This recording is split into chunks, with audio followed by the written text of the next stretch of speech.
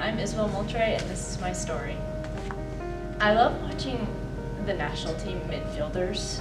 I don't know, I've never had like one specific one that I've always just been like, oh, I love how they play, but I just love watching soccer, and I think it's such a beautiful game, especially at the high level. It always amazes me.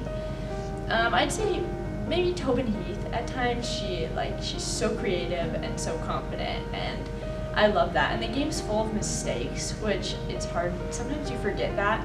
And she's just an awesome example of like a risk taker, and she tries new things. She's creative in the box, and like sometimes it works, but or sometimes it doesn't work. But when it does work, it's incredible. Sports are filled with mistakes, like whatever sport you play.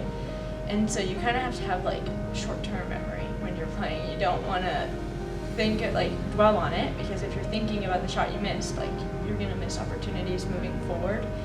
And so I try to obviously you don't want to make mistakes, and it sucks when you make a mistake, and but you just gotta take a deep breath, brush it off, and move on. And so I went through a time when I was scared to get the ball because I was so afraid of making a mistake. But that was in middle school, and so coming into high school, I started watching the women's national team and talking to coaches, and they're it's okay to make a mistake. Mistakes are gonna happen when the other team makes a mistake. Capitalize on it. And so I began to learn it's part of the game. And so once you learn that, you kind of love it because you love the game, so you gotta love every aspect of it. But it's super mental because there's so much soccer.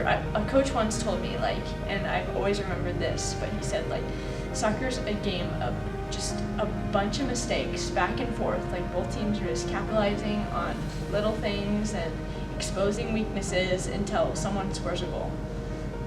And I've always loved that. I go back and think to it when it starts getting mentally tough, and I get frustrated about a certain play or something I can't figure out. So my favorite part of soccer is competing, and so I love to go out and play pickup games 3v3, 2v2, 11v11 if you can, which you can't really right now, but it's just so fun to compete with people, and you build relationships when you're playing that are so different than in conversation and in real life, because you don't even need to talk. All you gotta do is make a run, make a pass, and just get to know each other on the field, and it's so cool.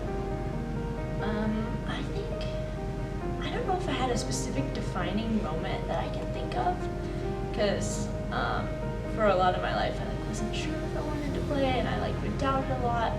But I had so many people around me encouraging me and be you can take this to the next level.